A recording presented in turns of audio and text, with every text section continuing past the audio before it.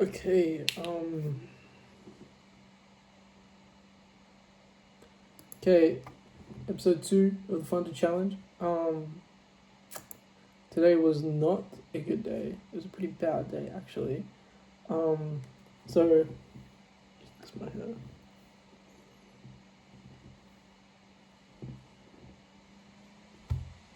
Fuck. Okay, my hair's like fucked up, but we'll just leave it. Okay. So, yesterday, so I realized I didn't really like explain to you guys properly like the stats of everything. So yesterday we took we took 3 trades, 2 were wins, 1 was a loss. Um, 1 win, so because we're risking 0.5%, the first win was 1.5% win. The second one was a 0.75% win because it entered us in at 0.25% risk, which is not what I wanted. I wanted 0.5% risk, but it was 0.5. It was 0.75% profit, so we'll take it. And then the third one was a 0.5% loss. So after yesterday, we were up 2.25%. I'm holding out my finger if I can be bothered to put any visual edits here while I'm editing, but I don't know if I will, because like that yesterday was like my first time probably editing, and it's like it is a process. It was quite fun though. Anyway, back on track. Today we took 3 losses. 3 losses. Yeah, okay, I'm gonna be just straight up fully transparent with you guys. Yeah, it wasn't a good day. We lost 1.25%, which puts us at 1% up on the funded challenge. So it's not bad. It's not the end of the world. I'm very happy that we're risking 0.5%. That was a great piece of advice to receive. Thanks to Jesse Edmonton. I love that guy. And bro, this is weird, man. I gotta start using a script. Okay. What was I saying? Okay, so yeah, we're up 1% on the challenge now. Okay. OBS is still recording. If you watched yesterday's video, we had a bit of a problem with that, but should be good now. Anyway, okay, so I realized what I did wrong with the trades. So one thing about me is I'm a very long bias trader. Like I love longs. I love looking for longs, and it is like kind of not a good thing because when I should be looking for shorts, my mind is like forcing myself to see a long, and basically like when you're trading, whatever you really want to see, whatever you're really trying to see, you will see. If you're really trying to see where a long is and you're like, there is a long somewhere here, like you're gonna see one. And that's the difficult thing about trading is you have to very much well be in a completely neutral mindset, which can be hard to do when you're like trading prop firms and it's put you in a position to try to achieve like a certain profit target. But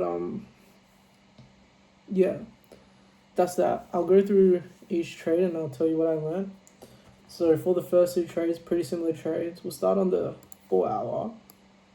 So the 4-hour, we had a bullish breaker structure, swept that 4-hour week high, retraced it back down, and I kind of expected the retracement to be over because if we go down into our 1-hour, we had reacted off a FVG off here on the lower time frame and swept this inducement. So this pretty much became like a 1-hour range. So to me, in my head, it was a good 1-hour range to trade. But what I should have seen and what I didn't see, or like what I kind of didn't take into account, what I didn't want to see, was that basically London Frankfurt Open created this big move down, created a 15-minute change of character. I should have waited for a change of character up or a breaker structure up before taking any long trades. I will keep that in mind for next time. It's been written across my entire journal now.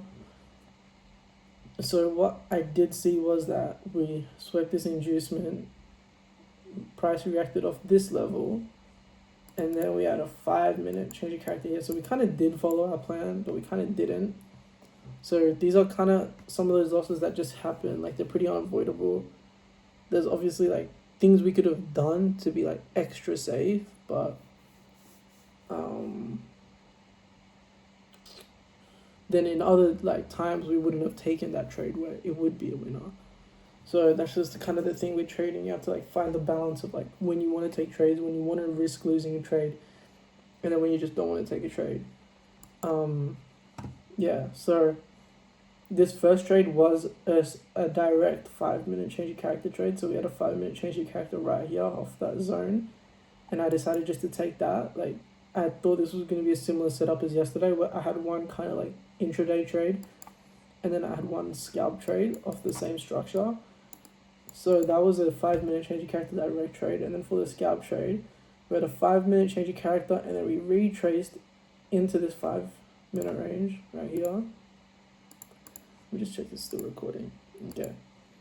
So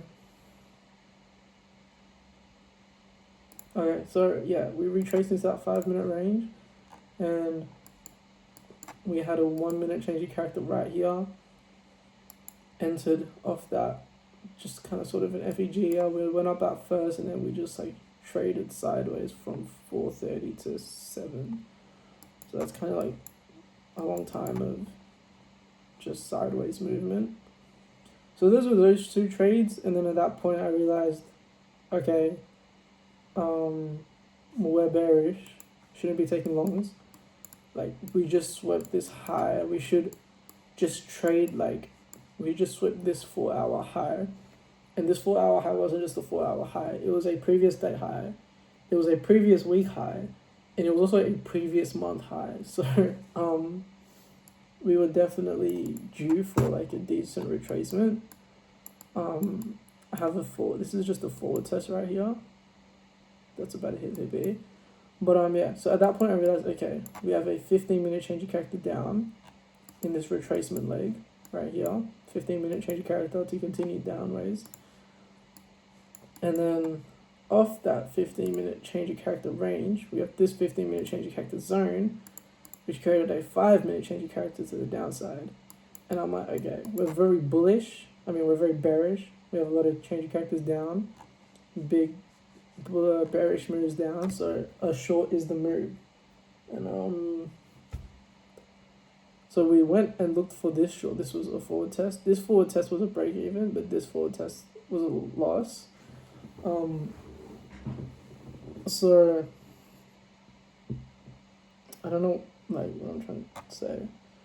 So we had this 5-minute change of character down, the sweep here, and then the breaker structure here went down like that, retraced within our 5-minute change of character range, and then now we're just looking for a confirmation, and we received this shift is what I traded off. So this shift right here is for this forward test, but the shift I traded off was a sweep of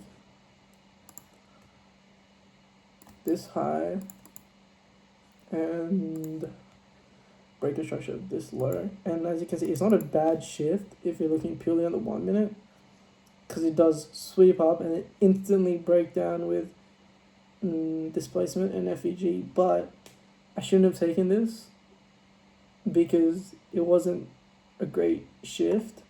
Because if we use this indicator, I don't know if it's still going to work.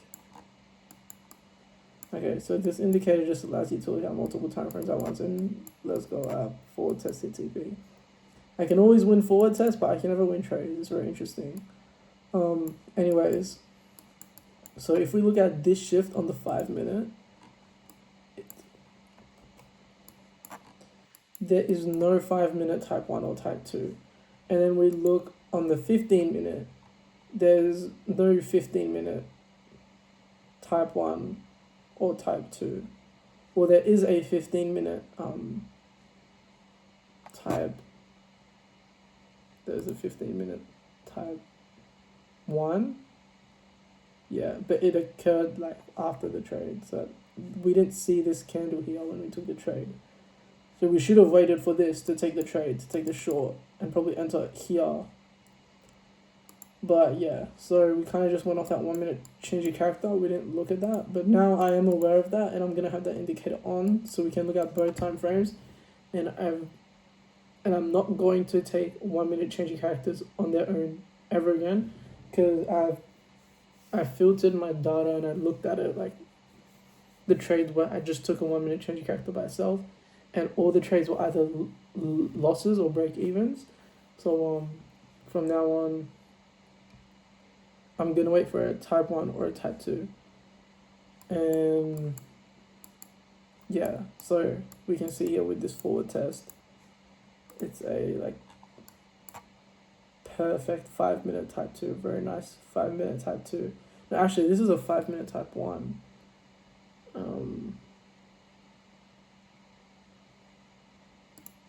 Yeah, 5 minute type 1. So type 1 is the better one. Type 1 is the one we want. Type 2 is also good, but it's slightly less probability than type 1.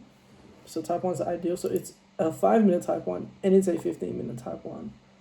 So did that. Second one was very good, but just got very unlucky to hit our break even right there. But that is a good trade. A break even trade is a good trade. And we'll go through this forward test here. This one was very simple. If we look at our 1 hour structure, we had a 1 hour breaker structure from this low to this high. This became a 1 hour weak high, and this was our 1 hour protected low. And then on the daily, this is also a previous day high and previous 2 day high. So it showed the previous day high, this candle, and then the day before that. And then plus sweeping a protected low. So I don't need any mid time frame there. I just need that sweep and then a lower time frame confirmation. And then we have our 1 minute shift. Nice shift there.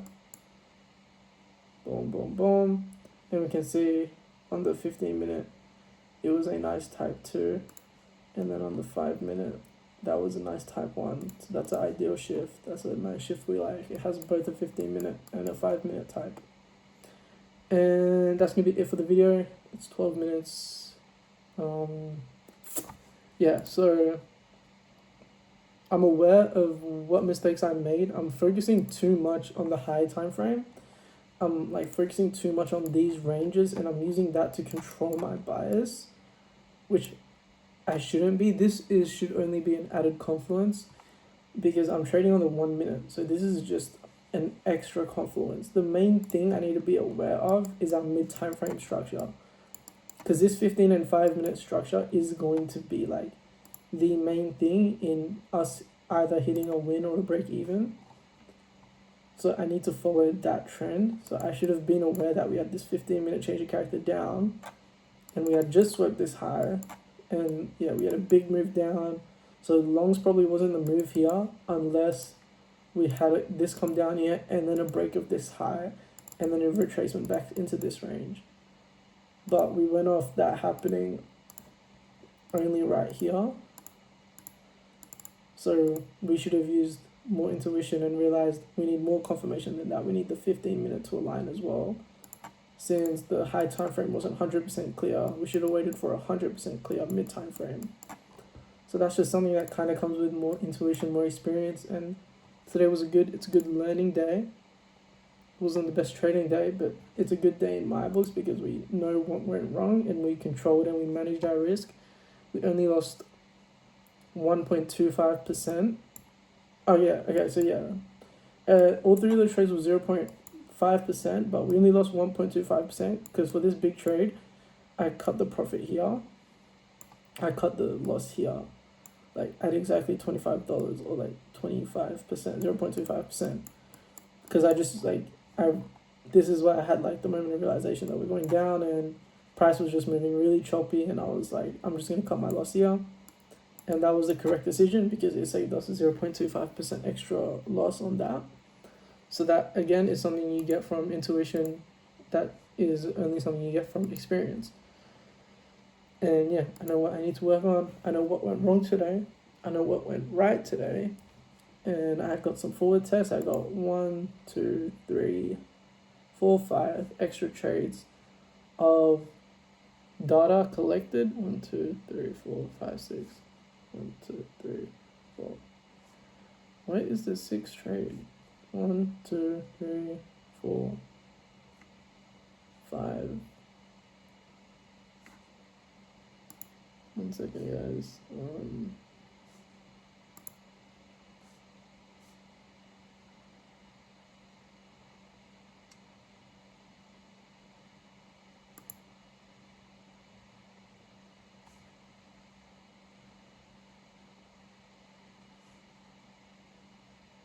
Anyways, yeah, I'm just getting the video here. That's 5 to 6 extra trades of data collected for our journal, which is good. A lot of good information, and I will see you guys next time I trade. Also, quickly, follow me on Instagram. Instagram is a good place to have me on because I will most likely respond to your messages. So any inquiries, any questions, anything you want to ask me, if you want to join my Discord, yep, hit me up on Instagram, dylan.panda, DYLEN. It'll be in the description. Follow me, hit me up. Anything you want to know about trading, I'll help you out for free. So, yeah, goodbye.